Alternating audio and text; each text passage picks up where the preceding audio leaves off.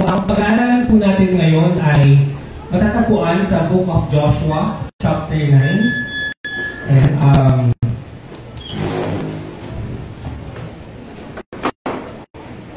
pagpapatuloy po natin ang ating pag-aaral sa ating Joshua series. Amen. So, natapos na natin yung ating series sa 7 dispensations of rightly dividing the Word of God.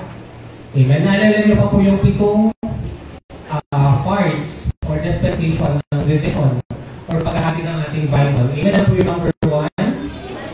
Innocence. Pangalawa po? Conscience. Then tatlo po? Government. Amen. Number 4? Promise. Number 5? Law. Number 6? Grace. And number 7? Amen. Tribulation. So, at least ngayon po, kapag babanggitin po ng speaker na dapat alam natin yung tamang pagbabahagi ng Biblia o yung rightly dividing of Word of God, naunawaan na po natin yung speaker. Amen? Kasi sometimes, ako din, guilty po ako na, minsan sinasabi ko po yun, pero hindi ako namin na ituturo sa inyo kung paano ba yun. Amen? At least ngayon, nakita na natin na ganun pala yung division or paghahati ng Bible. Kaya ngayon, sa punong ito, question, saang dispensation po ito napapaloob? Saang dispensation po napapaloob ang kwento ni na Joshua?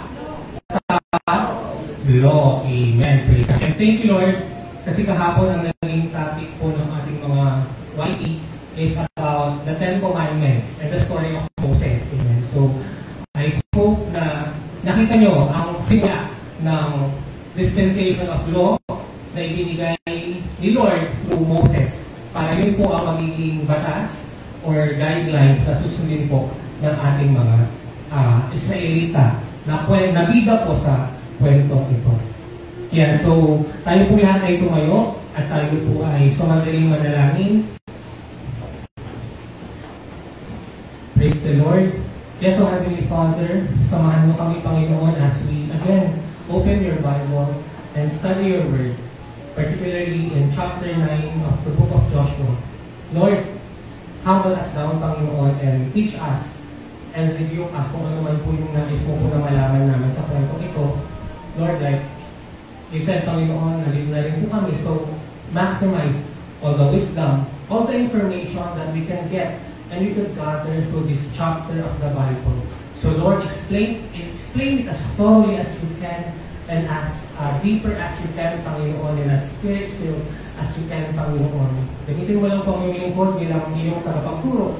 Subalit, naniniwala po kami ng iyong banal na spirito na ibinigay mo po sa amin ang siyang tunay na magpapaliwanag nito at ang siyang tunay na kakausap sa bawat isa sa amin. I may not know all the wisdom that we can find through this chapter, but I believe that we will speak to each and every one of us, even to our young people, to our kids, to our elders, Panginoon. Sa bawat isa, alam ko po, meron na po ituturo po sa amin sa kwentong ito. So Lord, we're so excited and we're ready to hear more from you and to learn more from you. So open our spiritual eyes, open our spiritual hearts as we ponder and listen to your word. All this we pray in the mighty name of Jesus Christ, our Lord. Amen. Praise God. So we can now be seated. Ayan, pakibati naman po ang inyong katabi. Pakisabi, kapatid, nabasa mo na ba ang Joshua chapter 9? Pakita mo. Yung totoo, kasi baka chapter 8 yung pinasa nyo, kasi naalala ko last Sunday. Ang sabi ko, ang topic natin chapter 8, then I review my notes, tapos na pala natin yung chapter 8, kasi akala ko yung story ng Gibeonites ay sa chapter 8 siya, pero sa chapter 9 pala na siya matatagpuan. Dahil natapos na natin yung chapter 1 to 8. Yan, so binabati ko po lahat ng mga nanonood po sa Facebook Live, sa ating YouTube channel, and sa ating UTC family, and sa Turaiman Sisters, sa mga pastors po natin na nasa UTC. Hello po sa inyo. Thank you so much for watching. And of course, sa Two Hearts Prayer Group, at kinamamay ko po and papay ko po, God bless po sa inyo. Ayan, nakikita ko po dito yung mga comments ng mga currently watching ng ating Facebook Live. So we hope to hear from you. Sana mag-comment po kayo sa ating Facebook Live para mabasa po namin yung inyong mga reflection at natutunan po sa kwentong ito. Amen. Praise God. So, pwede pong pakibigay na po yung Bible ng mga members natin. Marami po tayong Bible sa likod. And, Sister Pila, nakabili na po tayo ng mga bagong Bible. Amen. Praise God. So, I hope na bawat isa po ay may personal copy ng inyong mga Biblia para po matuto po tayo ng buksan po ito at magamit po natin. Amen. At hindi lang maaalikobukan yung ating mga Bible sa bahay. Amen. Again, thank you so much sa mga nanonood at sa mga nandito po sa church. God bless and sa ating lahat. Amen. So let's now open our Bible to chapter 9, amen, of the book of Joshua. Hallelujah. Ayan. So pwede po tumayo tayo ulit para basahin po naman natin ang ating scripture reading ngayong araw nito. Amen. So ang scripture po natin ay matatagpuan sa Joshua chapter 9 verses 3 to 5. Okay, sabay-sabay po natin basahin. Ngunit napabalitaan ng mga taga-Gibeon ang ginawa ni Josue sa Jericho at sa Ai, umisip sila ng paraan upang mabalik nila ang si Jose. Nagdala silang pagkain at sinagahan nila kanilang mga aso ng mga lumang sako at mga sisidlang balat na tagpi-tagpi. Nagsuot sila ng mga pudpud at butas-butas na sandalyas at damit na ula-ulani, matigas na at amagin pa ang mga bakong nilang tinapay. Amen. So we can now be seated. Ayan. Praise God. So let's just first have a recap of the previous chapters na natutunan po natin sa book of Joshua para ma-recollect po natin siya. Kasi 2 months ago pa po yung last na topic natin sa book of Joshua because we had a series sa 7 dispensations of rightly dividing the word of God. Amen. So sa chapter 1, amen, ng book of Joshua ay itinalaga na po sino po? Si Joshua bilang bagong leader ng mga Israelites. Amen. Sino po ba yung pinilitan niya na dating leader nila? Si Moses at siya po ay namatay na. Amen. Kaya tama po kayo sa sinabi niyo po na ang kwentong ito ay parte ng dispensation of law. Amen. Kasi dire-diretso po, dispensation of law po ang part po na ito ng kwento hanggang sa magre-resurrect na po si Jesus.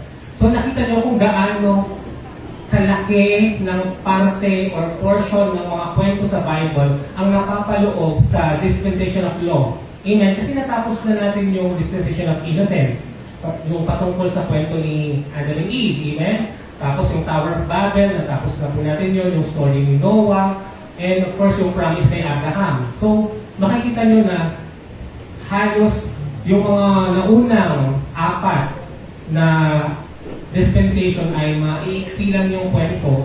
Pero majority pala ng kwento sa Old Testament ay under dispensation of law. Amen. Kaya kung gusto nyo pong hatiin ang Biblia, ang laging division lang ng ibang mga theologian ay law and grace. Amen. Batas or yung law or yung grasya na ibinigay ng Diyos nung muli niyang binuhay ang kanyang anak na si Jesus. Amen? Kasi kung titignan natin sa Old Testament, majority of the story and majority of the messages and the wisdom will fall under law. Amen? While sa New Testament, specifically noong si Jesus po ay nag-resurrect na, ang napapaloob na po ng dispensation ay ang grace. At nagkakaroon ng problema or ng conflict sa New Testament. Bakit? Kasi nga po, ipinapasok na po yung dispensation of grace, yung bagong kautusan na tanggapin si Jesus, pero hindi yung matanggap ng mga Israelita kasi nga nasanay na po sila saan? Sa law, sa dispensation of law, sa 10 Commandments. Kaya doon pa rin sila sa para mabuhay ka or maligtas ka o hindi ka mapunta sa impyerno, kailangan mong sundin yung 10 Commandments. Amen? Kasi syempre ikaw, may nakasanayan ka ng batas, or may nakasanayan ka ng alituntunin, tapos all of a sudden, may bagong ipapalit doon sa batas na yon. So, nahihirapan kang sumunod kasi nga nakasanayan mo na yung naunang batas. Amen? Or naunang alituntunin or patakaran sa, for example, sa school nyo or sa community natin. Amen?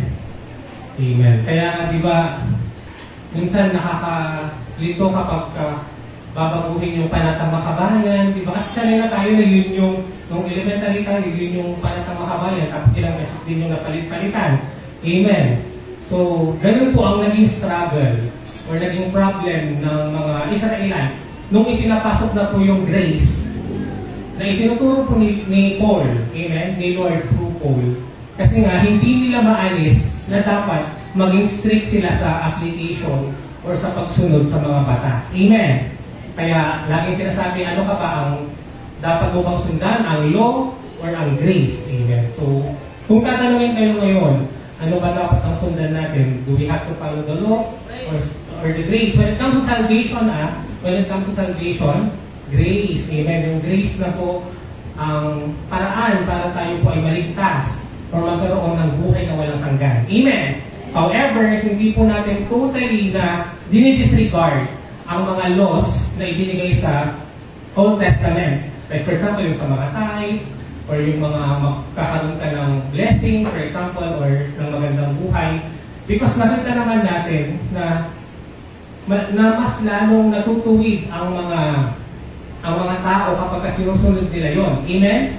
Say, kaya nga, for example, yung sinasabi ko noon patungkol sa mga pagkain na marumi at malinis, amen, when we were studying that, and nung research ko din po yun, it is scientifically proven na mas safe at mas malinis kainin ang mga isda na may kaliskis kumpara sa mga isda na walang kaliskis dahil nga daw po direkta ang mga bakterya doon sa balat na kakainin mo. As compared sa mga isdang may kaliskis na pag naalis yung kaliskis ay hindi ka contaminated noong mga bakterya na dumidikit sa kanila kaliskis. That's why they say it's safer to eat those fishes or mga isda na may scales. Nakita niyo po yun? Kaya, ba't hindi natin sinasabi na sundin mo yun para maligtas ka or mapunta ka sa langit? Amen? So I hope nakikita niyo ulit yung purpose ng dispensation. Na again, ibinibigay yung mga batas na yun para sila ay mabuhay or maligtas. So again, they all talk about salvation or kaligtasan. Amen? So, sana hindi po tayo nalilito when it comes sa ganong po mga discussion. And sa chapter 2 ng Book of Joshua ay nakilala po natin si Rahab. Amen?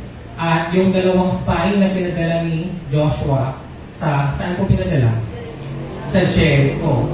Amen. Ngayon pa lang gusto ko na pong sabihin na ito po kasi ang isa sa mga reflection ko sa message po na ito, na sana yung mga Gibeonites, ginaya na lang nila si Rahab na makipag-agree sa mga Israelites na iligtas sila at naniniwala sila kay Yahweh.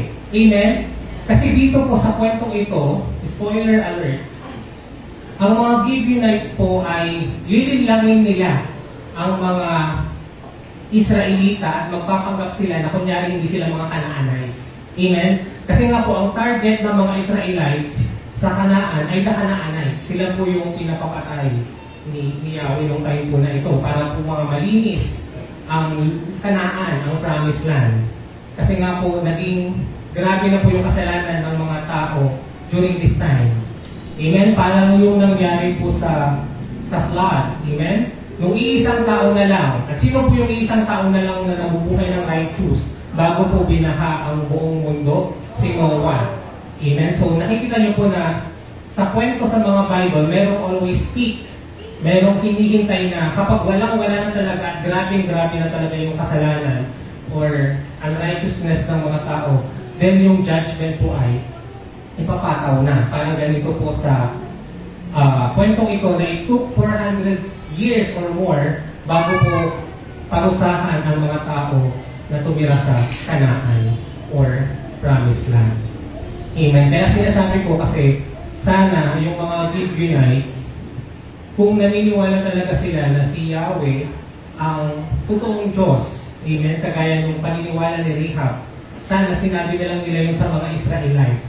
Parang naligtas din sila at hindi rin sila pinatay. Amen, kasi yun lang din naman yung hinihintay sa mga Canaanites kung tatanggapin nila si Yahweh or kikilalanin nila siya bilang tunay na Diyos. Amen. And I believe that also answers the question of God. Amen. Kasi doon tinanong ni God na hindi po ba unfair na bigla silang atakihin na hindi man lang sila hindi lang naman lang sila winarningan or hindi man lang pinakilala na si Yahweh pala yung tunay na Diyos sa kabila lang silang papatayin. At nakikita natin dito na even the Gibeonites or Rahab are well aware of all the miracles na ginawa ni Yahweh para patunayan sa buong mundo, particularly sa mga Hebrew or sa mga taong ito sa Kanaan na si Yahweh nga talaga ang totoong Diyos at hindi yung mga Diyos-Diyosan na kanilang sinasamba. Amen. Praise God. So, ang nakita ko doon is that para patunayan ni Yahweh na siya ang Diyos ay nagpakita siya ng mga miracle. Amen. Kagaya ng pagtawid nila sa Red Sea, yung pagtawid nila sa Jordan River. Amen. Yung pagkakaroon ng tubig out of the rock. Amen. So, napakadami po natin na witness na miracle sa book of Numbers and even sa Egypt, nung nandoon po ang mga Israelites. Amen. Nakita ng mga Egyptians kung gaano katotoo na si Yahweh ang tunay na Diyos dahil sa mga plagues. Amen. Or mga salo. And sabi ko nga sa inyo, kung nandun kayo sa panahon na yun at hindi pa rin kayo naniniwala na si Yahweh ang tunay na Diyos, then nasa inyo na yun. Amen. But still, you've been warned. Amen. Kasi naging napaka-vocal ni Moses na ipinapakilala na sa kanila si Yahweh. Amen. Praise God. So, sa chapter 3 and 4, nakita natin na finally ay tumawid na po sa Jordan River ang mga Israelites. And question, anong generation po ang mga Israelitang ito na pumunta po sa Kanaan? Are this the same generation na nakatawid po sa Red Sea, na nakalabas po sa Egypt, or bagong generation na po ito? Amen, mga bagong generation na po ito na hindi rin, most of them, hindi na witness yung mga miracle na nangyari sa Egypt. Kaya nakikita nyo po na kailangan talaga patuloy natin ituro ang mga miracle or ang mga ginagawa ni Lord sa buhay natin. Amen? Kasi kung di natin patuloy na ituturo to sa mga bata or sa mga mas younger generation, napakalaki po ang posibilidad na hindi nila kikilalanin ang ating tunay na Diyos. Amen? Ang tunay na Diyos na hindi nagbabago. Amen. That's why it's very important na talagang pinapakilala natin si Jesus sa kanila. And Joshua chapter 5, we talk about the circumcision and Passover at Gilgal. So, dito po ulit nagkaroon ng cleansing. Amen. Ibinalik po yung covenant of circumcision o yung pagtutuli.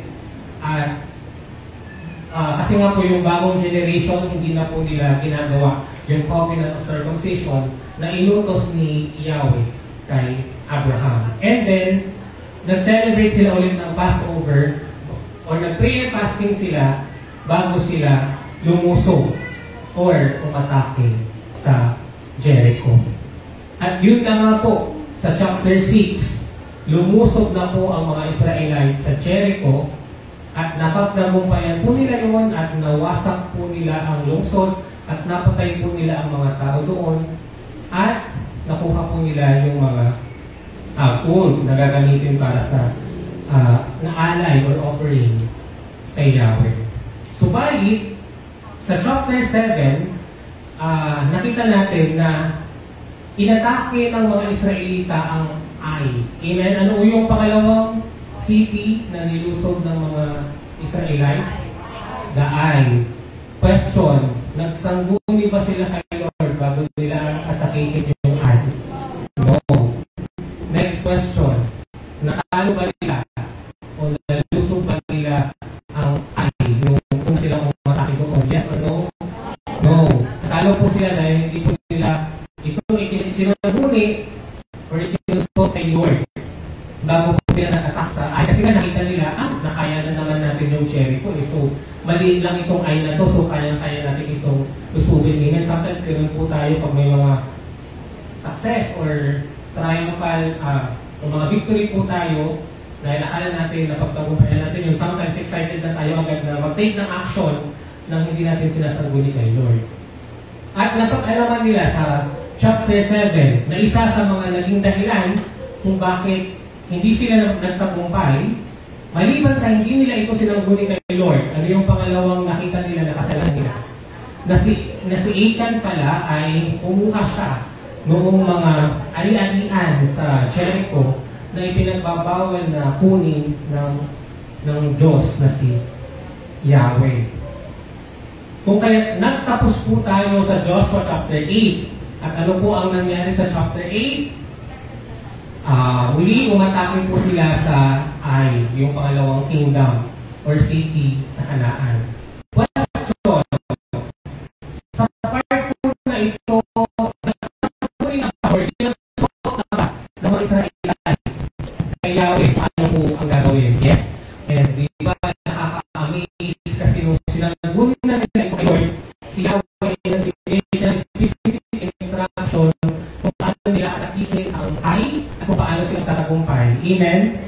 Di ba, hahatiin nila yung kanilang team o yung kanilang army, yung mauna nasa harapan, tapos yung iba nasa likod. At nagpanggap nga na natatalo yung nasa harapan, kaya umalis lahat yung mga nandoon po sa Ai. Kaya yung mga nasa likod ng Ai, sila po ang lumusog sa Ai at napatay po yung mga tao doon at nasunog at nasira nila ito. Amen. So nakita niyo po ba kung gaano nagbibigay ang Diyos ng mga specific na instruction, ng mga very detailed na gagawin natin kung talagang isasanggunin natin ito sa Kanya bago tayo mag-take ng step. Amen. Kaya nga po natatawa ako sa kwento ng Gibeonites kasi nangyari na kayo na nag-take sila ng action na hindi nila sinasabi kay Lord. Pero ano yan, yung kasalanan po na yun o yung pagkakamaling yun ay gagawin na lang po nila sa kwento na pag-aaralan natin ngayong araw sa Joshua chapter 9. And this is about the story of the Gibeonites. Amen. Kaya nalilito ako kasi di ba, ang napapalit ko sometimes Gibeonites. Kasi di ba may Gideon na judge or isa sa mga judges na makikilala natin sa book of Judges, which will be the next chapter, or the next book after Joshua. Ano po ba ang next book after Joshua? Judges. At isa sa mga gagamiting judge or judges sa Joshua, sa Judges ay si Gideon. Gideon, so letter Gideon. Pero dito, Gideon, yung mga tao na kalaban din po ng mga Israelites.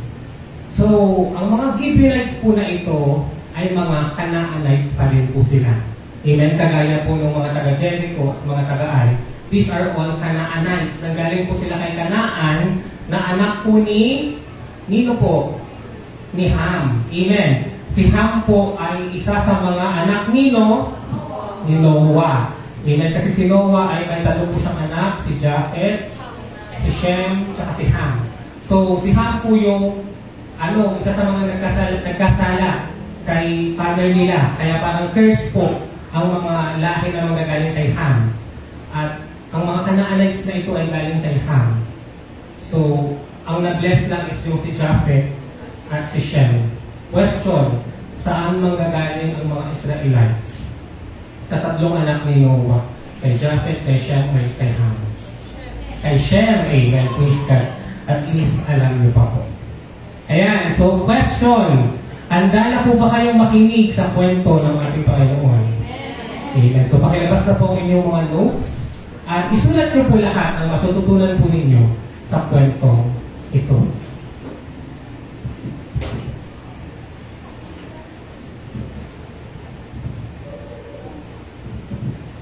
Praise God. May tanong po, kung mabilis mo ako magkwento, mag-explain, napapansin niyo po ba na nag-assure ako? Amen. Ang base ng oras, 3:30 agad introduction para po tayo. Ayan, so we will start with verse 1 of chapter 9. Yan. Verse 1. I hope ginabasa niyo rin po yung mga Bible nyo, pati yung mga nanonood po sa atin sa live. Ang mga tagumpay ng Israel ay nabalitaan ng lahat ng mga hari sa ibayo ng Jordan, sa kabululan, sa kapatagan, at sa baybayin ng dagat Mediteraneo hanggang sa Lebanon, sa dulong Hilaga. So nakikita niyo po ba how the news, the victory is being relayed or known to the other kingdom kapag may mga victory po ang mga Israelites na pinapangunahan ni Yahweh. Kagaya po ng mga nabanggit natin kanina, yung pagtawid nila sa Red Sea, mga malalaking balita po ito na hindi po linid sa kaalaman or unaware ang mga Israelite, ang mga ibang lahi sa mga miracle na ginagawa ni Yahweh. So question, sa verse po na ito, ano sinasabi po dito na ang mga tagumpay ng Israel ay nabalitaan? Ano po in particular yung nabalitaan ng mga haring ito na tagumpay ng mga Israelites? Ano po? Amen. The fall of Jericho, yung pagkawasak ng Jericho. Why? Because that's a miracle na wala naman pong ginawa ang mga Israelites para sirain yung wall. Umikot lang po sila doon, pero nawasak po yun dahil sa kanilang pagsunod sa alituntunin or utos ni Yahweh na praise and worship as they walk around the wall of Jericho. And ano pa yung ibang tagumpay na napag-alaman nila? Yung pagkagwasak ng Ai. So ilang kingdom na ang natalo po ng mga Israelites? 2 na. Kung kaya ang mga hari ito, ang mga hari ng mga Hiteo, ang mga hari ng Amoreo, ang mga hari ng mga Cananeo, ang mga hari ng mga Perezeo, Hevita, mga Jebuseo, ay nagsama-sama upang lusubin si Joshua or Josue at ang bayang Israel. Amen. So, sa part po ng kwentong ito, nakita niyo po ba na nag-join forces na po ang ibang mga kingdom para po matalo ang Israelites. Amen. And in reality, in the spiritual sense, ganun din po ang ginagawa ng kalaban sa atin. Kapag nakikita niya na nagtatagumpay na po tayo dahil sa mga pagsunod natin kay Lord o sa mga ginagawa ni Lord sa buhay natin, the enemy will also join forces para tayo po ay pigilan o pigilan ang mga ginagawa ni Lord sa atin. Kaya ako yung responsible tayo sa niya, Jesus, you make the darkness tremble. Amen. Sabi niya, you make the darkness tremble. Kasi natatakot na po ang kalaban kapag tayo po ay ginagamit ni Lord. Do you believe that? Nanginginig na po ang kalaban pag ang isang kaluluwa ay tumanggap na kay Lord. Amen. Nanginginig na po ang dark forces kapag ang isa sa atin ay nagmamature or nag-grow spiritually. Amen. Because the battle ay nandito po sa mundo habang buhay pa po tayo. Kaya huwag po kayong magtataka kung kayo po ay kumilan na kay Lord, pero patuloy pa din po yung mga battles and challenges natin sa buhay. Amen. Hanggang tayo po ay Kristiyano, hindi po tayo titigilan din po ng kalaban. Amen. At ang mga kalaban, alam nila kung sino ang mga tunay na tumanggap kay Lord. At alam din nila yung mga taong nasa kanila pa. Kilala din nila yung mga taong hindi threat sa kanila. Amen. Ang mga enemy, ang mga deceiver, ang mga demonyo, kilala nila yung mga tunay na tumanggap kay Jesus. At ginagamit ni Jesus para ipalagan si Jesus. Amen. Kaya huwag na po kayo magkataka kung away-awayin kayo ng mga kalaban. Amen. Kasi doon ko nakita na isa yun sa mga strategy ng enemy pag may mga ministry, pag-away-away niyan yung mga members. Diba? Pagkatapuhin niya yung mga yan para ma-break nga yung mga ministry natin. Amen. Kaya you have to be more spiritually mature and yung discernment po ninyo, mas lawakan nyo pa. Amen. Ang tignan nyo po yung perspective ng Diyos. Kasi bakit nangyayari ito?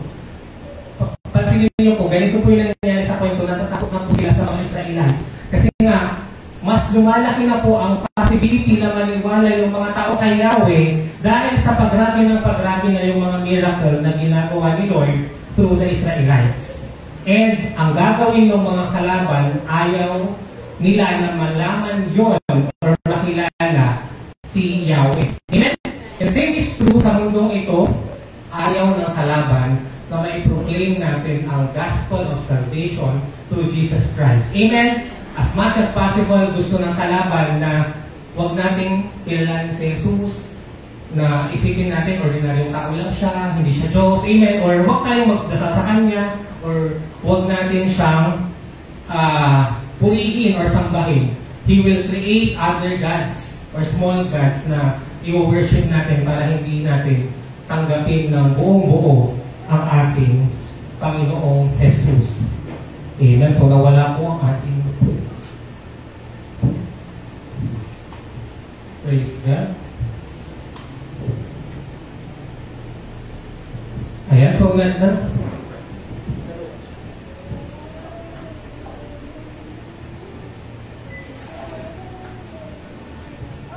Amen.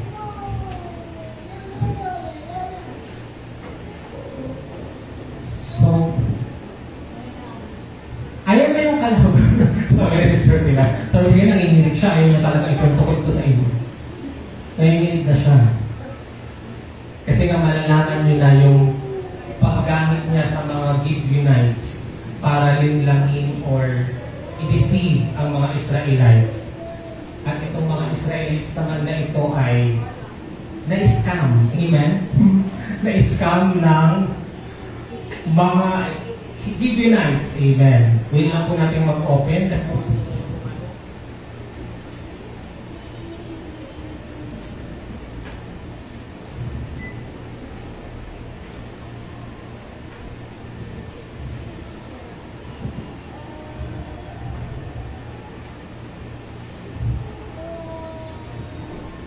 Praise God. So let's proceed with verse 3.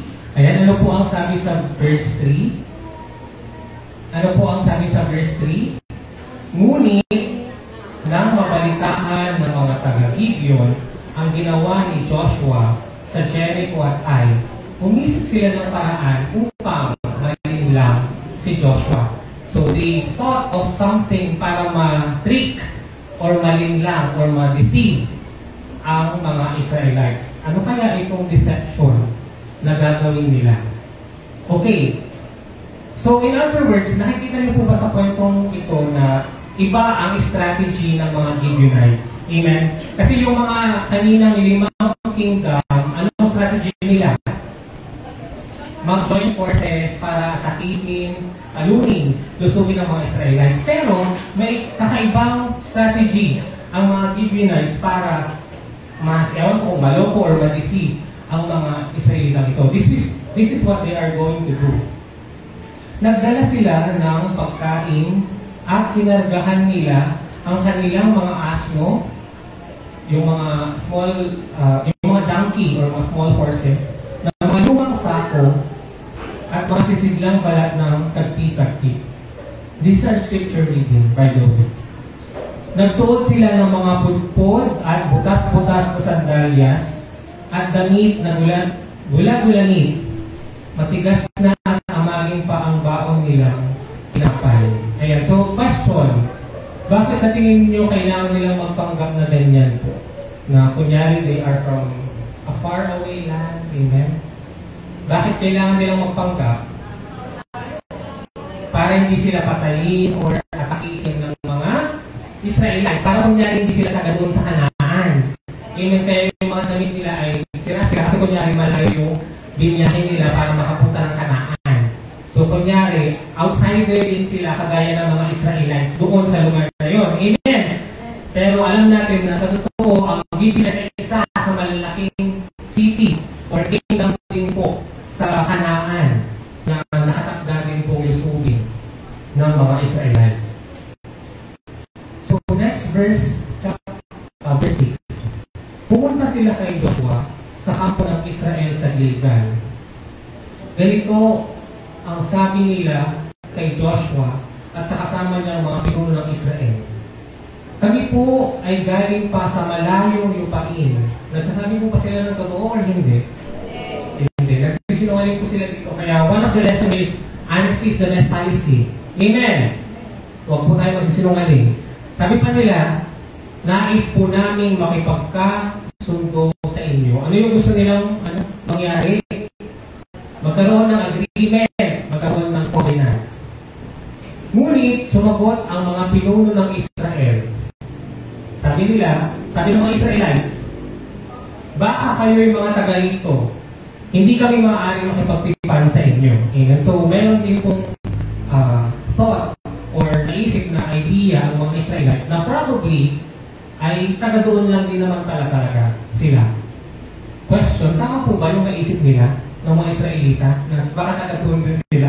Amen. So, in other words, parang may discernment din. Meron din pinasok din ang Diyos or ang conscience nila about the truth doon sa magluloko o manliling lang sa kanila. Subalit nagmakaawa sila kay Joshua. Sabi nila, handa po kaming maglingkod sa inyo. Tinanong sila ni Joshua, sino ba kayo? Saan ba kayo galing? Saan kayo galing? At ganito ang kanilang salaysay. Bukat po kami sa napakalayong lupain. Sabi nila, they're from far away land. Nagsadya po kami sa inyo sapagkat nabalitaan namin ang tungkol kay Yahweh. So, nakikita nyo ba how Yahweh is now being popular because of the miracles na ginagawa niya through the Israelites. Amen. So now can you relate that doon sa time na si Jesus, nagiging popular din siya dahil sa miracle na ginagawa niya nung time niya. Kaya nga diba nung triumphal entry, parang rockstar yung pagpasok niya. Kasi nga doon niya nakinlay na siya ang Messiah. Amen. Doon niya pinoklama sa mundo na siya yung appointed son. Amen. Si Tibuloy ka. Doon niya nakinlay na siya yung anak ng Diyos na hinihintay na mga Israelites. Amen. Kasi diba si Tibuloy, sinasabi niya, siya na si Jesus, siya na yung second coming. Amen. Kaya huwag po kayo basta-basta maniniwala sa ganun. Kasi nakasaad po sa Bible na mapapalitan kasi Jesus. Amen. Pero si Tibuloy na sinasabi na siya na yung in-appoint ni Yahweh na kapalit ni Jesus Christ na nag-resurrect sa langit. Ayan. So nakikita niyo po ba na si Yahweh ay nakikilala rin through miracle, kagaya po ni Jesus na nakikilala na rin na siya ay anak nga ng Diyos, ang itinala ng Diyos dahil din sa mga miracle na kanyang pinerform. Ayan. Nagsadya po kami sa inyo sapagkat nabalitaan namin ang tungkol kay Yahweh na inyong Diyos. Narinig po namin ang ginawa niya sa Egypto. Gab, check mo tong verse na to. Narinig po namin ang ginawa niya sa Egypto. So, do you think this will answer the question of God na nawalingan po ba sila bago sila atakihin? Yes or no? Yes! Kasi alam po nila yung mga ginawa ni Yahweh at ngayon, it's up to them kung maniniwala po ba sila na si Yahweh, na Diyos ng mga Israelita, ang tunay na Diyos. Kasi they could surrender. Kagaya nung ginawa Nino, na nag-surrender sa mga Israelites. Si Rahab. Okay, so si Rahab ay hindi po siya Israelite. Pero naligtas po yung family niya dahil kinilala niya po si Yahweh bilang tunay na Diyos at kahit sa isang Diyos sa buong mundo.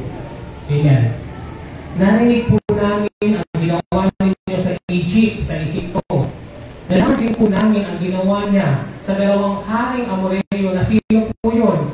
Si Sihon at si Og. Amen. Alam po yung kwento na pinatay ng Israelites na dalawang giant na hari ng Bashan at nakatira sa Astarot. Amen. So nakikita niyo po ba yung similarity ng conversation na ito sa usapan ni Rahab tungkol sa dalawang spy? Amen. Nakikita niyo po yung pagkakapareho na ina-acknowledge nila si Yahweh. Pero dito, hindi nila inaamin kung sino sila. Naka-analyze din para sila. Unlike si Rahab, hindi niya, of course, tinanggil na siya ay Kanaan or Kanaanay. Next verse, 11. Sabi pa nila, kaya isinubo po kami ng aming matatanda at mga kababayan. Nagdala po kami ng baon at naglakbay hanggang dito upang makipagkita sa inyo at paabutin sa inyo na kami handang maglingkod sa inyo. Ayan. Maganda sana ito kung totoo na lang yung mga sinasabi nila, no? Kasi maganda naman yung sinasabi nila na magsaserve sila at join forces na sila sa mga Israelites. Pero, mali yung kanilang explanation. In fact, nung binasa ko po yung ibang mga theologians na nag-research about this study, kaya nila ito gagawin kasi ang tactic nila, sama sila kunyari sa Israelita, pero eventually, papatayin nila yung mga Israelites. Even so, nakita niyo po yung gagawin nilang tactic, yung parang kunyari makiki-friend sila doon, pero iba pala yung kanilang target. Hindi pala genuine or tunay yung kanilang pagkikipag-kaibigan. Kasi meron pa silang hidden agenda. Amen. Manapal din po sana ninyo makipagkasundo sa amin. Amen. So, parang in real life, we really have to pray for people na gumaganito sa atin, di ba? Kasi sometimes, we do not know if they are enemies, if they are parang genuine ba? Ewan ko, ngayon ko lang po yung biglang naisip pa, especially sa work, amen, na sometimes hindi natin alam kung baka niya sinisiraan sa ganito, baka niya sinisiraan sa ganyan. Verse 12, tignan po ninyo ang tinapay na baon namin. Mainit pa po yan nang umalis kami sa amin. Ngunit gayo'y matigas na at amagin. Amen. Kasi nga kunyari, matagal na o sira na yung tinapay ngayon dahil sa layo ng nilakbay nila. Nakikita niyo po ba yung hawak niya? Nung nakita ko itong naalala ko yung gold medal ni Carlos Yulo. Kasi parang medal, di ba ang laki ng medal ngayon sa Olympics. Ayan. Bago pa rin ang mga sisitlang balat na iyan ng aming lagyan. Tignan niyo po, silang-sira at tagpi-tagpi na ngayon. Gula-gulanit na po ito aming kasuotan. Punit-punit, kusot-kusot, gano'n. At po na ito aming masandalan. Mga sinas po nila. Dahil sa yung aming effort nila, parang costume party. Parang, effort mo para mapapagkasuotan. Then, will do that. Amen. I don't know why I do this way. I teach you these verses. Ang dami po ako sa isip ko ngayon na hindi ko makita nung pinag-aaralan ko po ito. Bakit po? Kasi yung research ko po ito, nagagawa pa po. Papapunta na pastor na kaya, medyo nakakalimutan ko na po yung mga verses pa sa ko. But because I believe that the Holy Spirit indeed talk to us kapag mayroon tayo katanungan. Amen. Amen po. Amen. Praise God. Verse 14. So ano ang ginawa ng mga Israelites? Tinikman ng mga pinuno ng Israel ang mga pagkain. So tines din nila. Diba? Kung napansin nyo, yung parang, sige nga, tignan nga natin. Parang agad-agad hindi din sila naniniwala. Kasi nga diba sinabi ko na yung mga dalawang pagkain, sira na. So parang may inspection din. Amen? Tinikman ng mga pinuno ng Israel ang mga pagkain, ngunit hindi man lamang sila sumangguni kay Yahweh. So nakita niyo po na hinay ko po itong verse na ito because it was directly expressly mentioned in the Bible that they did not seek the consent or the confirmation of the Lord when they decided na makipag-covenant or makipag-agree sa mga tao ito. Amen! So it was a clear part of the story, hindi po ito opinion or idea lamang. Kasi sinabi talaga na hindi lamang sila sumangguni kay Yahweh. Kaya nakipagkasundo na sila sa kanila si Joshua at nangako na hindi sila papatayin. Amen? So, ang naging promise ng mga Israelites na they will not harm, okay? Hindi nila papatayin ang mga Gibeonites. So, mag-ayon din sa kasunduan ang mga pinuno ng Israel. Amen? So, in turn, para hindi sila patayin, magiging servant naman sila ng mga Israelites. Amen? Parang, ang tawag doon? Aampunin o gano'n, or sasakupin, or aalipinin sila ng mga Israelites. Magiging servant sila ng Israelites para hindi sila papatayin ng mga ito. 3 araw Pagkatapos, pagtibayin ang kasunduan. So, meron na pong agreement, meron na pong kasunduan, at duty bound na po sila na isundin yun. Amen. After 3 days of coming up with agreement, nalaman ng mga Israelites or Israelita na hindi pala taga-malayo ang mga taong iyon. So, nakakarinig po ba kayo sa kwento na nalaman niyo, oh my God, I was scam. Yung nasa mo na, naloko pala ako. Amen. Yung parang nabuhusan ka ng malamig na tubig. Nabuksan yung mata mo na, shucks, binigay ko yung buong tiwala ko sa'yo. Tapos ganun pala, puro pala kasinungalingan. Lahat ng mga sinabi mo. O, diba?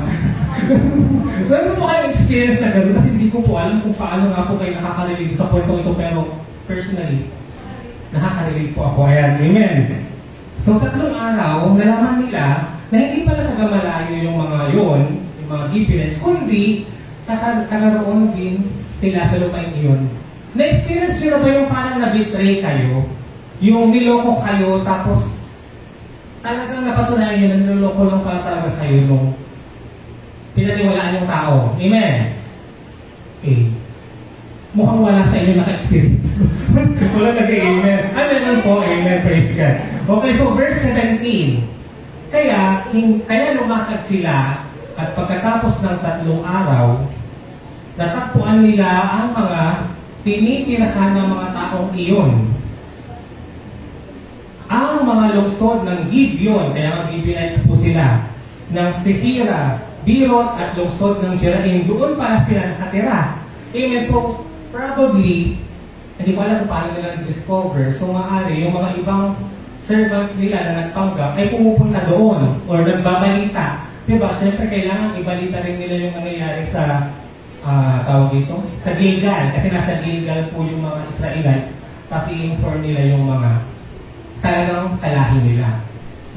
Doon sa tunay na kanilang city.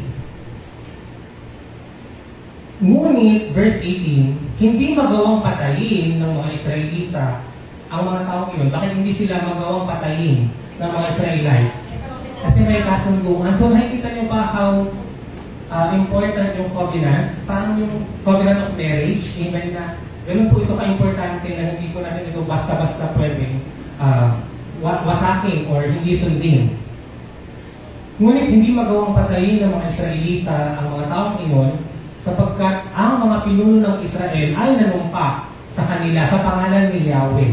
Amen? So, in the name of the Lord, they promised, however, they did not consult it to God. Kung gusto ba yun ng Diyos. Amen? But, again, ang agreement po na ito ay under oath. So, help me God. Amen? Parang yung marriage natin, pag nagpa-promise tayo, kay Lord tayo nag-promise na yung tao na yun ay makakasama natin forever. Till death was part. Amen?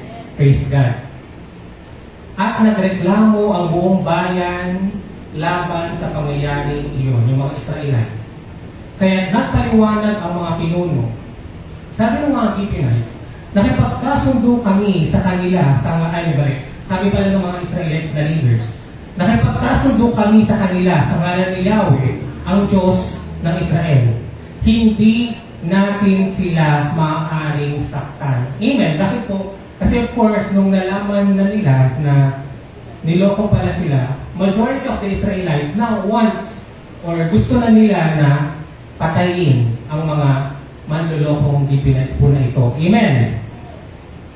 Verse 20. Sabi ng mga leaders, however, kailangang igalang natin ang kanilang buhay. Kung hindi, baka tayo ang parusahan ng Diyos dahil sa sumpang aming binitawan sa kanila. So, grabe nakita niyo po ba na how important na kapag nagka-promise tayo in the name of the Lord na may balik yun kapag nagpangako tayo sa pangalan ni Jesus or sa pangalan ng Diyos pero hindi pala totoo. Amen? Kaya nga, sabi ko sa inyo, pag may nagsisinungaling sa inyo at talagang Christian yung tao na yun at may doubt kayo, tanungin niyo siya. So, tanungin mo siya. Mag-promise ka nga sa pangalan ni Jesus na totoo yung sinasabi mo. Amen? Bakit? Kasi kapag tunay na Christian yan, hindi natin magagawa na magsinungaling in the name of Jesus. Amen!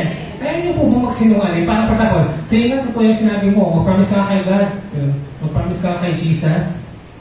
Amen. Di ba? Kasi normally, ang sinasabi ng iba, promise, text man, tamaan man ako ng kidlat. Di ba? Sinasabi namin, di ba? Text man, promise, tamaan man ako ng kidlat. Pero sige nga, sabi mo, to promise, text man, sa pangalan ni Jesus, or in the name of the Lord. Parang nakakalapot naman, pag sasabihin mo yun, tapos nagsisinungaling ka pa rin pala. Amen.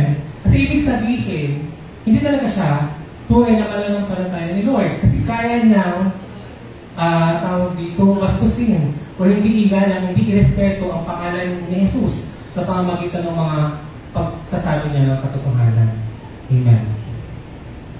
Kaya diba sa witness stand, bago tayo bibigay ng ating statement, nagpa-promise tayo in the name of God. Amen. So help me God. Verse 21, hayaan ninyo silang mabuhay. Gagawin natin silang tagapangahoy at tagaigib. So in other words, pagpapatuloy pa rin po yung covenant. Hindi sila papatayin, pero magiging alipin sila or slaves or servants ng mga Israelites. Yan na naman yung gold medal.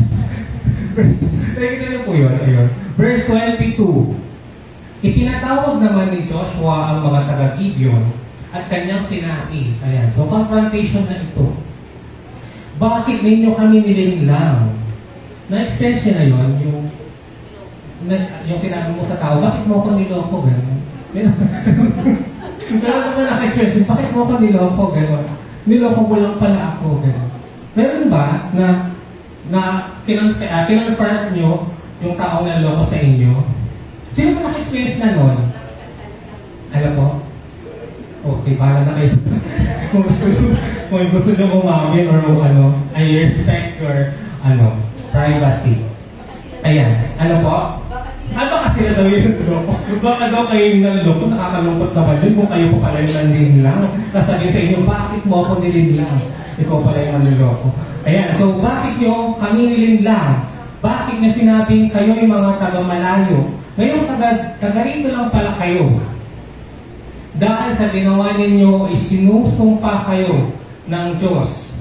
Buhat ngayon, magiging alipin na namin kayo, tagapangahoy at tagaigib sa bahay ng aking Diyos. Ayan.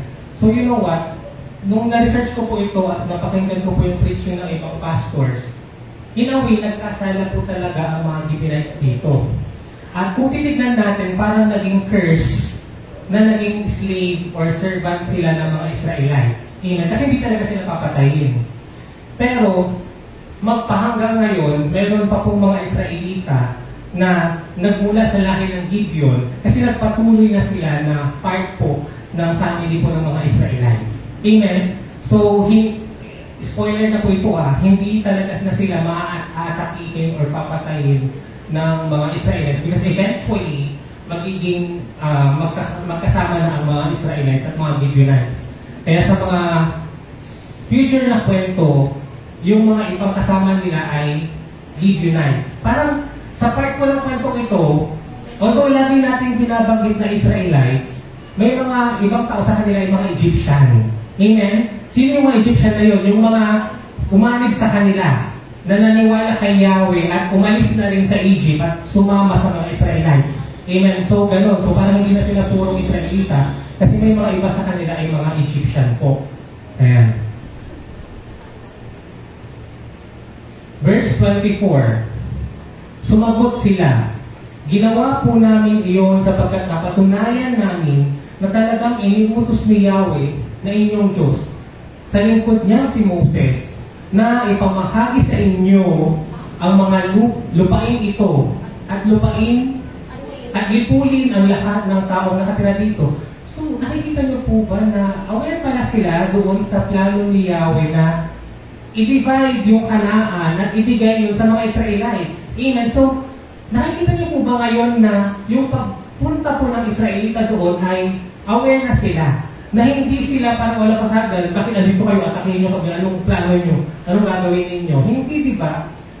In other words, nabalitaan na nila yung mga kalooban ni Yahweh. Of course, I don't know again how did that happen, pero sabi po dito na ginawa po namin yun sapagkat napatunayan namin na talagang iniutos nga po ni Yahweh na inyong Diyos Sa lingkod niya si Moses na ipamahagi na sa inyo ang mga lupain dito at lipulin ang lahat ng mga taong nakatira dito. At ngayon, kayo ay dumating na. Natatakot na po kami, baka kami ay lipulin ninyo. Amen. Kami po'y nasa ilalim ng inyong kapangyarihan ngayon. Gawin na po ninyo sa amin ang inyong mamarapatin. So, isinurrender na po nila yung buhay nila sa mga Israelites. Amen? Willing na po sila na maging slaves at hindi na po sila aatake or hindi na po nila kakalabanin ang mga Israelites. Kaya, ano po nangyari? Ipinagtanggol ni Joshua ang mga taong ito, ang mga Gibeonites na ito, at hindi pinabayaang patayin ng mga Israelita. Amen. Actually, with this part, ito natin makikita si Jesus. Na si Jesus, kapag nakipag-covenant siya sa atin, nung tinanggap natin siya as our personal Lord and Savior, yung salvation natin ay part na ng covenant na hindi niya na yung tayang bawiin. Naligtas na talaga tayo at binigyan ng buhay na walang hanggan. Amen? Parang yung pagtanggap natin kay Jesus as our personal Lord and Savior, yun na po yung promise niya na iligtas na tayo sa hell. Amen? At tayo ay kanyang dadalhin sa langit. At hindi niya yung basta-basta kayang gawin. Subalit, sila ay ginawa niyang mga alipin, tagapangahoy at tagaigib sa altar ni Yahweh. Nanatili sila sa halagayan iyon hanggang ngayon.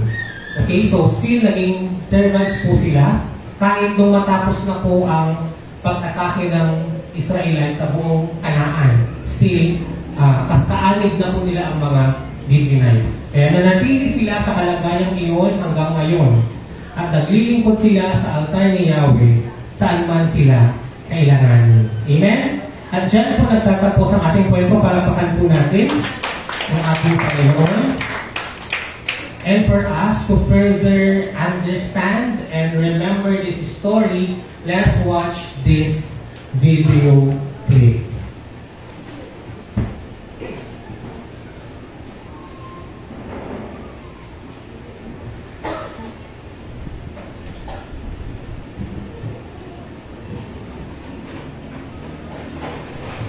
Amen. Nalinaw po ba yung kwento? Nakasunod po tayo. Amen. Praise God. I hope na huwag niyo pong kakalimutan tong kwento na ito at sana matuto po tayo sa naging pagkakamali nito ng mga Gibeonites dito at maging ng mga Israelites. Amen. The Israelites returned and camped at Gilgal. Some kings who were at the other side of Jordan found out what happened in Israel and allied under one supreme command to confront Joshua and the Israelites. But there was a kingdom called Gibeon that had a different strategy. The Gibeonites were afraid of Israel and realized it would be impossible to fight them and win. Think! If your God can tear down the walls of the cities and fight against its enemies, well, it will be impossible to defeat them. So, they created a plan to avoid being destroyed by them. The Gibeonites went to the Gilgal camp where Joshua was. They went with some donkeys that carried old and broken sacks. They were dressed with old clothes, worn-out sandals, and the bread, which was their only food, was hard and damaged.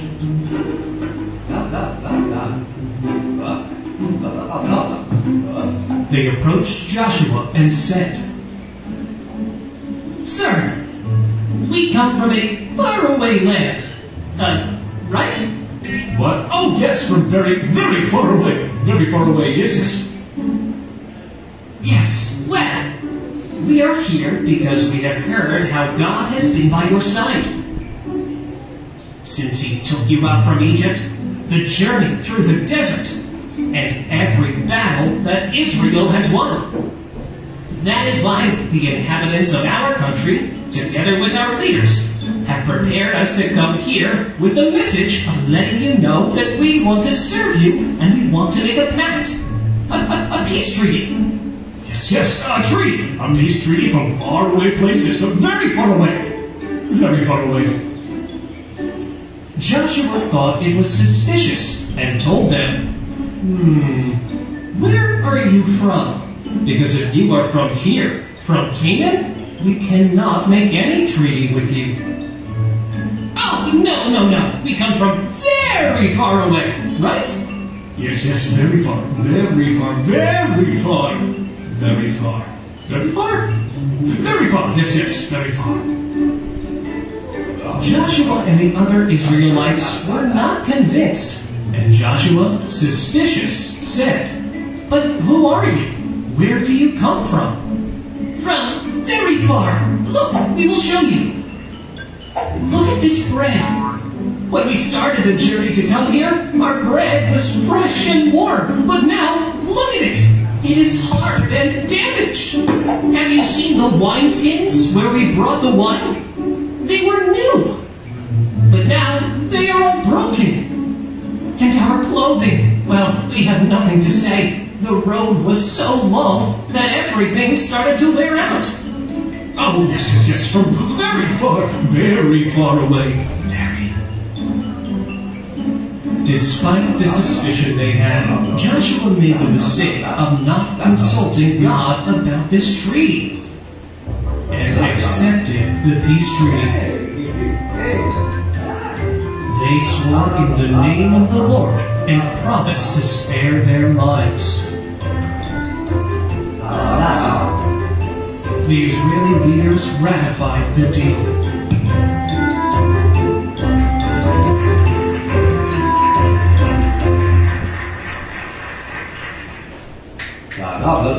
The third day, Joshua and the Israelites found out that they had been deceived. The people were Gibeonites and lived in Canaan. Oh my God. And because of that, the people were angry. Joshua explained to the people, "We have made an oath in the name of the Lord, and we cannot cause them any harm. This is what we will do with them. We will spare their lives so that divine punishment does not fall on us for breaking the oath we took." Then he added, "You will be allowed to live, but in exchange, you will be the woodcutters and be in charge of providing water to the community of Israel." Thus, the leaders of the community kept their promise. Joshua demanded the Gibeonites, "Why have you deceived us by saying that you came from far away when you are actually our neighbors?" "Well, we know God is on your side, and that He will give you this land, destroying all of its inhabitants, right?" Yes, from very far, very far. "Okay, that's enough. Well, we feared so much for our lives that we decided to do what you already know. We are at your mercy. Do with us what seems fair and good to you. We are your servants." "We will comply with our pact between the Israelites and the Gibeonites," Joshua said. "But from now on, you will be faithful to Israel forever. You will be responsible for cutting firewood and bringing water to the community, especially to my God's temple." "Yes, sure." So, from that very day, they served them, working with the wood and being water carriers for the Israelites, especially of the Lord's altar. And like this, the Gibeonites saved themselves from the Israeli people. Amen. Praise God. Pagpapaan po natin ang ating Panginoon. Pakitanong mo ngayon katabi mo, kapatid, anong natutunan mo sa kwento? Sagutin nyo nga po yung tanong, ano yung natutunan nyo. Pakishare nyo naman, may natutunan ka ba sa story? Kahit ano yung isa lang na pinaka na-highlight na lesson sa inyo sa story. Ano po, huwag manloko. Amen. Ano? Huwag manloko at huwag magpapa. Amen. Praise God. Naalala ko tuloy ulit yung punta rito na nagpanggap na ano dito. Na magbibenta siya ng kakanin. O, tapos Biko, ayun, tapos nagbayad tayo sa kanya ng 500. Tapos hindi na siya bumalik. Yung pala scammer pala. Yung church pa talaga yung in-scam niya, di ba? Na, ayun. Praise God. Okay, so pakilabas na po ang inyong mga notes at sagutin na po natin ang natutunan niyo sa kwento. But of course, I would like to hear the reflection of you. Kung mga nanonood po kayo sa Facebook Live, pwede niyo pong i-type yung inyong reflection para mabasa din po namin at mapag-isipan din po yung ipinasok ni Lord na wisdom or lesson sa inyo. Amen. And sa mga mag-attend po ng morning devotion, we also hope to hear from your wisdom and reflection. Okay, so number 1, ito na po. Ito po yung sinasabi ko sa inyo that all the enemy will join forces to stop us from doing the work or the will of God. Amen? Nakita niyo po yung first part pa lang ng kwento, verse 1, na nakita na nga na nagtatagumpay ang mga Israelita sa pinapagawa sa kanila ni Yahweh at natakot na po yung kalaban. Kaya mag-join na po sila. Ano ba yung Tagalog ng mag-join? Magsasama-sama, magsasanib puwersa, ayan, para po pigilan tayo sa mga ipinapagawa ni Lord sa buhay natin. Amen. That's why number 2, we shouldn't be deceived by the trick of the enemy. Amen? Huwag dapat tayong magpapaloko sa mga ano ba yung trick? Ano nga ba yung trick? Pati, tama ba? Pati pa kasi ba yung pati? Pati, di ba kasi ba yun? Or Tagalog? Pagkasihan, okay, kasi alam ko pati din yung parang, for example, hindi mo alam may tali pala sa baba, tapos matutumba ka pala kasi hindi mo nakita yung pati. Di ba? Ano ba? Pati. Okay. And ano yung sa Tagalog? Pain. Amen. Ayun yung mga pain. Ayan. Do not be deceived by the enemy's trick. Kaya napaka-importante po na we have to pray, number 3, and ask for God's discernment to be free or para mapalaya tayo sa mga tricks and mga lies or kasinungalingan or pangluloko ng kalaban. Amen? That's why, sabi ko po sa inyo, kapag mayroon po tayong mga major decisions sa buhay, let's always seek for God's guidance. Let's ask for God's confirmation. Let's ask for God's discernment. Let's ask for God's consent. Amen. Para po masigurado natin na yung mga nagiging desisyon po natin ay sadyang kalooban po ng Diyos. At hindi po tayo magkamali sa ating mga biggest steps or mga biggest plans or biggest decisions in life. Amen. Praise God. Why? Bakit po? Dahil number 4, Satan or the enemy can only deceive us when we take the lead or the decision into our own hands instead of consulting the Lord first. Amen? Bakit po napakahalaga yung number 3 na tayo po ay manalangin at mag-ask for the discernment of God? Dahil makakapasok lang po ang kalaban at mananalo lamang po siya kung papasok po tayo or magbibigay po tayo ng desisyon na mahalaga na hindi po natin ito isinasangguni sa Diyos. Amen? Kaya gusto ko lang po i-highlight ulit yung 5 C's of knowing God's will. Nalala niyo po pa po yun, yung my conviction, amen, my confirmation, yung conscience, ano pa po, confirmation, napaka-importante po, counseling, and ano pa yung isa? Circumstance. Amen, circumstance, ibig sabihin, yung mga nangyari sa paligid mo will lead you to the decision or the will of God. Amen. However, praise God, by God's grace, our wrong decisions will be turned by God into blessings. Amen? Ulitin ko po yun. Sabay natin basahin yung number 5. By God's grace, yung mga maling decision daw natin, our wrong decisions, will be turned by God into blessings. Amen?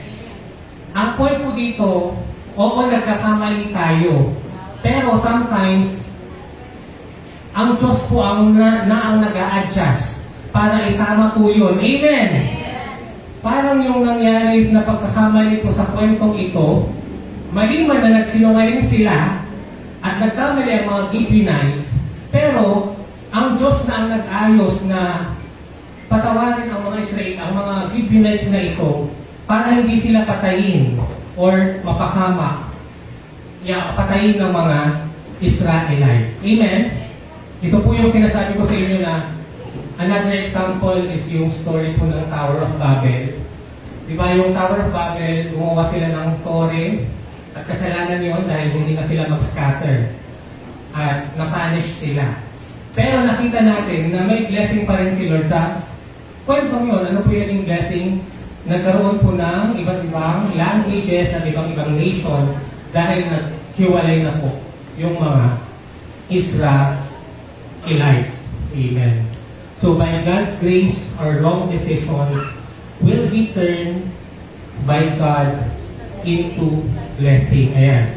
Kasi babalik po tayo sa number 4. Basahin mo ngayon number 4. Satan can only deceive you when you take the lead into your own hands instead of consulting the Lord's first. Question. Ano po yung sa mga 7 dispensation ang makikita natin example na naloko sila na Satan kasi hindi sila nag-consult kay Lord? Yung nangyari sa Garden of Eden, sa dispensation of innocence, na na-deceive sila ni Satan kasi nga po hindi nila sinangguni kay Lord yung decision nila na kainin or hawakan yung fruit of tree of knowledge of good and evil. Kaya ganun po kahalaga na bawat step po natin or action po natin should always be first consulted to God. Amen. And finally, again, gusto ko lang pong ilagdag po dito that indeed honesty is the best policy. Amen. Kasi hindi ko po siya nilagay kasi I would like to highlight as much as possible 5 major points po. Ayan. As much as possible, we have to be honest all the time. Amen. Kasi sabi ko nga po, pwede naman na ginaya na lang sana nila yung ginawa ni Rahab. Amen? Na nag-surrender na lang sila at in-acknowledge na si Yahweh nga yung tunay na Diyos. Amen? Hindi naman na nila kailangang lokohin ang mga Israelites kung talagang genuine or sincere yung nasa puso nila na si Yahweh talaga ay kinikilala na nila na tunay na Diyos. Amen? Kasi yun yung question ko dito, bakit kailangan kanilang magsinungaling? Pero yun nga, nagkamali na sila. Pero yung pagkakamaling yan pa din, naging blessing. Amen. Praise God. And then again, pakibasa nga po ulit yung number 5. Sabay-sabay po kayo. 1, 2, 3, go.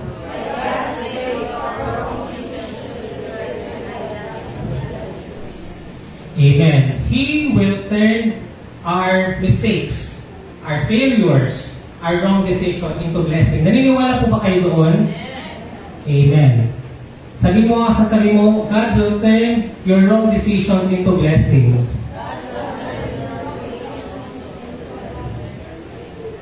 Amen. Ito po yung sinasabi sa Genesis, naalala niyo yung He will take what the enemy meant for evil and turn it for good. Amen. Yung maliman yung mga plano ng mga anak ni Jose na patayin siya or benta siya sa mga Egyptian, pero ang Diyos na ang kumilos para maging maganda yung maling pagkakamali na yon. Amen. So, pwede po ba mag-workshop po tayo ngayon? Okay. Pwede po ba mag-isip na po kayo ng mga nagawa niyong pagkakamali noon na nakita nyo ang Diyos na ang kumilos para maging blessing yung maling pagkakamali na yun? Tanungin mo nga yung katabi mo, kapatid, ano yung naging mistake mo noon? Or failure mo na nakita mo ngayon na ginawa ni Lord na blessing kasi marami ka pala natutunan sa failure or mistakes na yun. Meron po ba? Mag-usap naman po kayo. Mag-usap naman po kayo ng katabi nyo.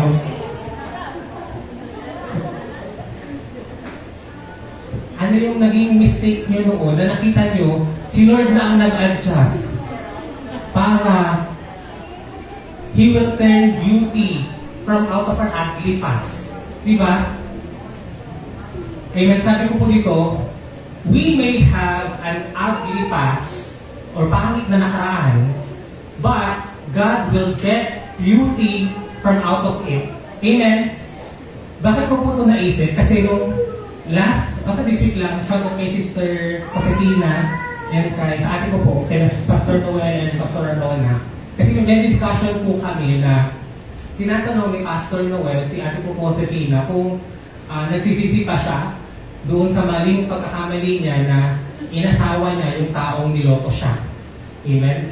Naikwento ko ito sa inyo noon na si ate ko po Josefina ay parang hindi niya po alam na yung pangasawa niya po pala ay may asawa na or kasal na, may mga anak na. So, hindi naloko po siya. At na-find out nga po namin na meron palang unang marriage, kaya bigamos yung marriage nila. At hindi lang doon, mayroon pa palang mga anak yung unang lalaki. So, hindi talagang sabi mo kung may nakaka-relate dito. Siya yung isa sa mga nakaka-relate. At tinatanong siya ni Kuya Noel kung yun, kung sakali, gusto mo ba na huwag na lang sana nangyari yun. Diba? But ako, habang nakikinig ako sa kanila, sabi ko, ito yung sometimes yung mga maling decision natin will turn by God into blessing. Amen. Kasi nakita ko na si Ate Josefina, hindi rin niya mapupunta sa US kung hindi niya inasawa yung lalaki na yun. Kasi yung lalaki na yun ang nag-urge sa kanya na makapunta ng US. Kasi gusto nga na maging US citizen sila. So, at naniniwala rin ako na kung hindi nangyari yung napaka-grabing experience niya na yun sa buhay niya, hindi rin siya magiging ganito ka-strong ngayon. Amen. Kung wala yung mga failures natin, wala yung mga pagkakamaling yun, wala yung mga pain na yun, we will not be where we are today. We will not be as strong, as independent, or as much spiritually mature, and mas deeper kay Lord kung wala yung mga past na yun. Amen. Naniniwala po kayo sa katotohanan na yun, na sometimes, we have to let go. Kasi sometimes, inaalaw na yun ni Lord na mangyari kasi He wants us to learn from it. Amen. Because gagawing maganda ng Diyos ang mga maling nagawa natin. Amen? Gagawing maganda ng Diyos ang mga maling nagawa natin. Siya na ang mag-a-adjust para ayusin at pagandahin pa rin yung kwento ng buhay natin. Amen? Parang yung decision ng mga tao na patayin si Jesus. Amen? Kalungkot-lungkot yun. Pero He turned it into blessing na dahil sa pagkamatay ni Jesus, maraming buhay ang maliligtas. Amen? Magkamali man tayo ngayon or noon, pero si Lord pa rin ang gagawa ng paraan para ituwid ang mga pagkakamaling iyon. Amen? Kaya na nilagay ko dito sa example, sabi, sometimes magsisisi tayo na inasawa natin sa ganito, pero gaya na ng sinabi ko, I believe na wala ka ngayon sa kinatatayuan mo kapag hindi mo na-experience yung mga bagay na yun, yung mga mistakes na yun, yung mga failures na yun. Amen?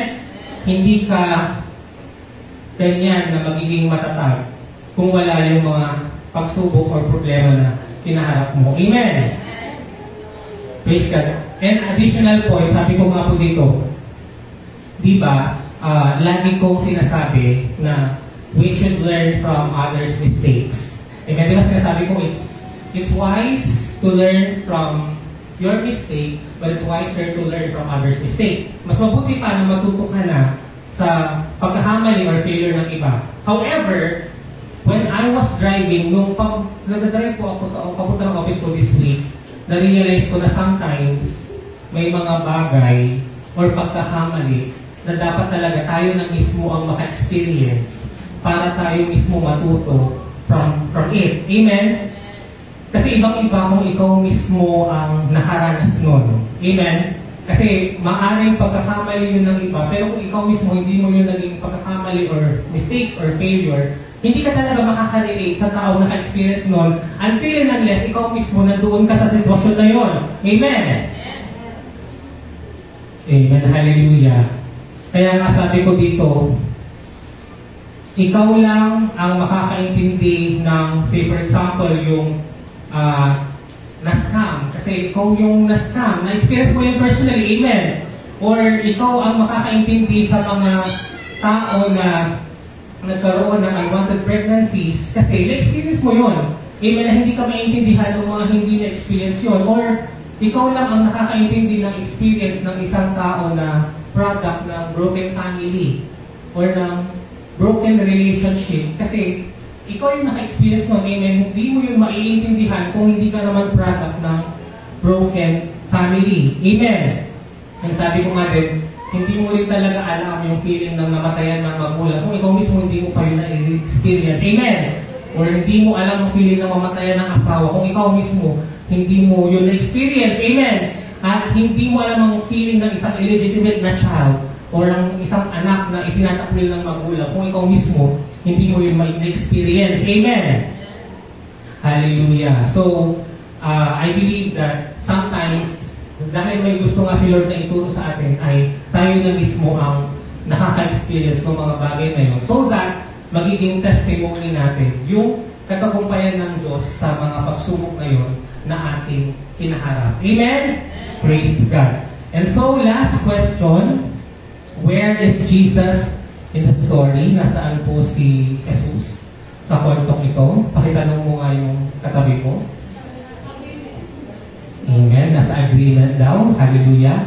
Tama po yun. Kaya po, nilagay ko po dito na si Jesus ay parang si Joshua na gumawa ng agreement. Okay? Who made a covenant with the people that all those who are part of it will be spared from the punishment of death.